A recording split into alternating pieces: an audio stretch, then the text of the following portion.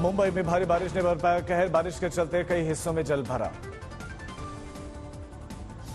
शहर में जल जमाव की चपेट में आने से सड़क हुई बंद, एक कार भी हुई खराब, धक्का लगाते दिखे लोग।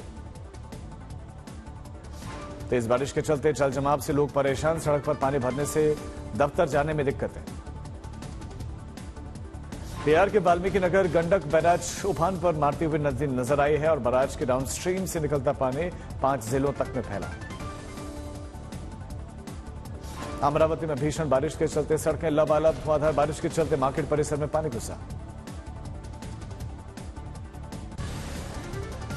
बागेश्वर में लगातार बारिश के चलते उफान पर आई नदियां, 12 सड़कें पेड़ गिरने के चलते बंद। बागेश्वर में लगातार बारिश के चलते जिलाधिकारी ने आज सभी स्कूलों में अवकाश घोषित किया।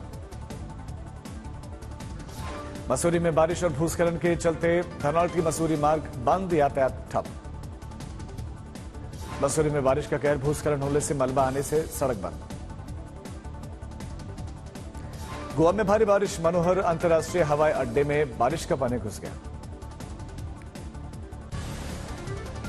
लखनऊ में सड़क धंसने का वीडियो कैमरे में कैद, रोड पर 15 से 20 फीट गहरा गड्ढा हो गया।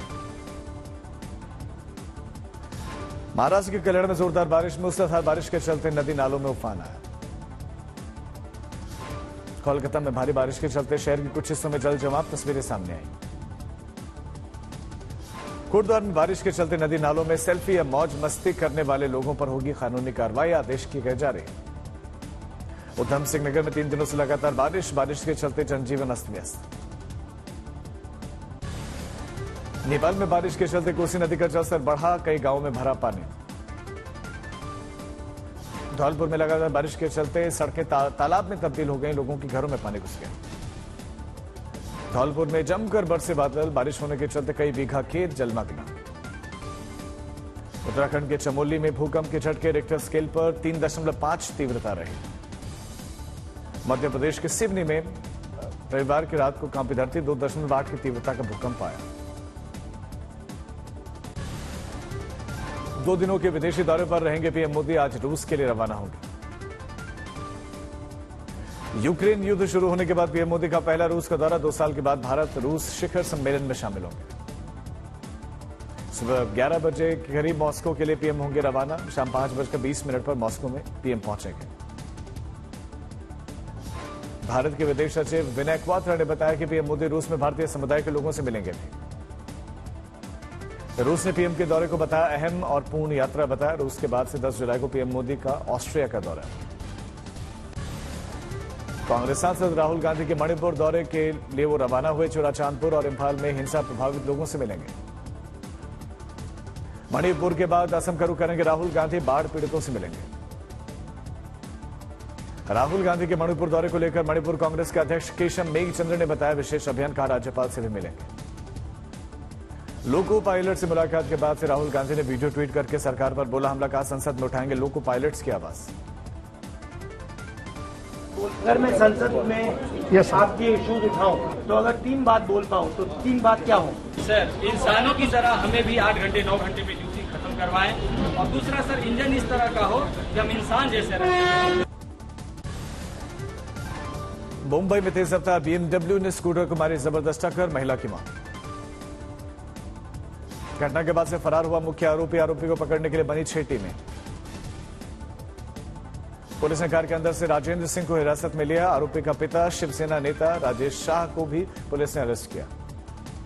शिवसेना शिंदे गुट का नाम सामने आने के बाद से सियासत गरमाई। संजय राउत ने शिंदे सरकार पर बोला हमला, कहा कि गुंडों का गिरोह महाराष्ट्र सरकार नहीं चला सकती। हिट एंड रन मामले में और बोले सीएम शिंदे, कहा कि जो भी दोषी होगा उसके खिलाफ कार्रवाई की जाएगी।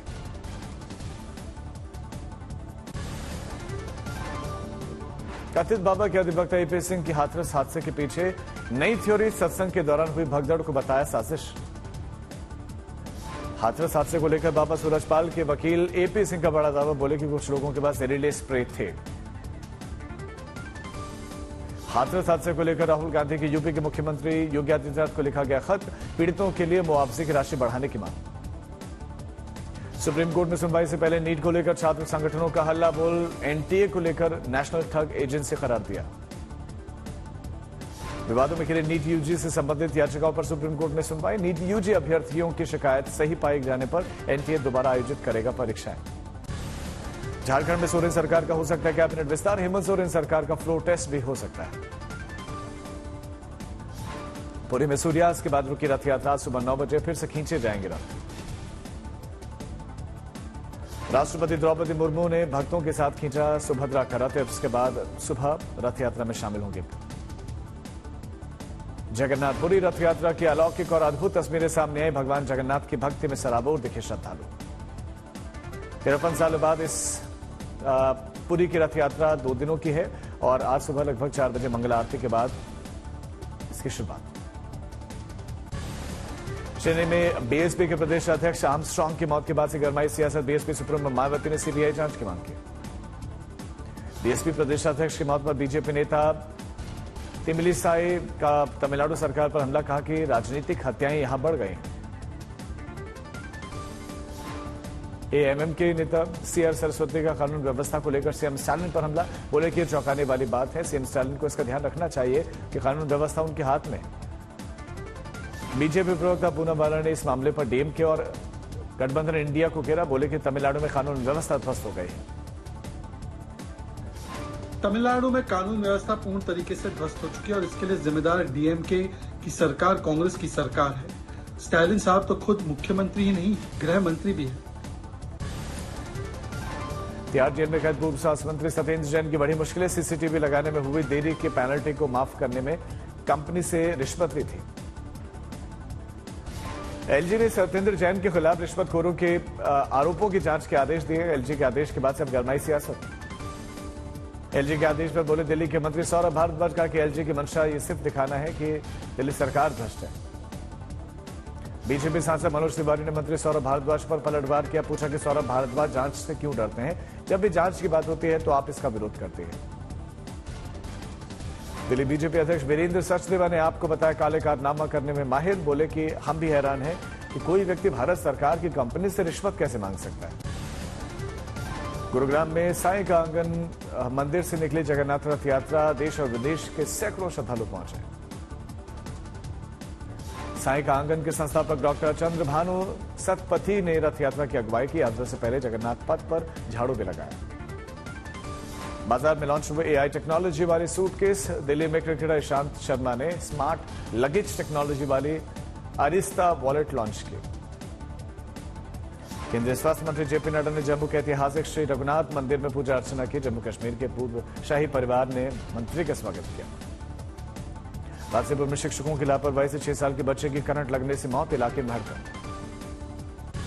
नालंदा में चोर ने मंदिर में जेवर पर हाथ साफ कर दिया। चोरी की वारदात सीसीटीवी में कैद।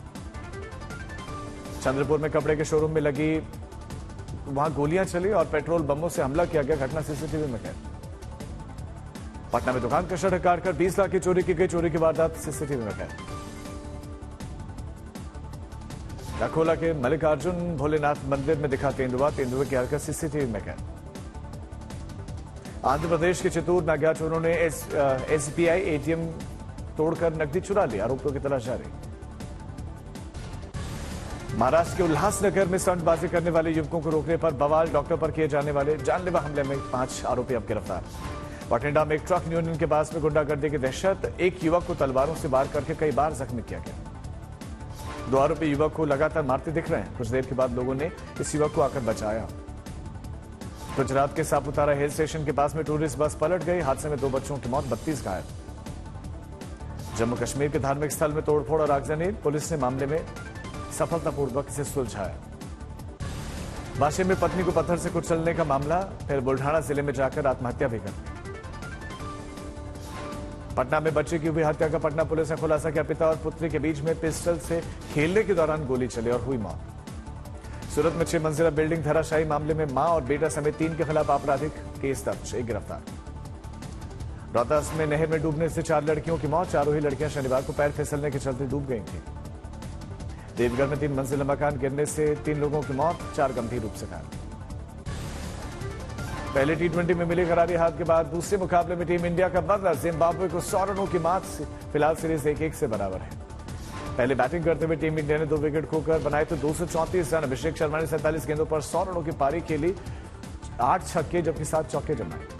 ऋतुराज गायकवाड़ ने 77 रन बनाए जबकि रिंकू सिंह ने खेली 22 गेंदों पर 48 रनों की पारी। कप्तान शुभमन गिल रहे नाकाम, 2 रन बनाकर पवेलियन लौट गए थे। जय शाह का बयान, WTC फाइनल चैंपियंस ट्रॉफी में रोहित शर्मा होंगे कप्तान। मुझे भरोसा है कि उनके कप्तानी में दोनों टूर्नामेंट बनेंगे चैंपियन।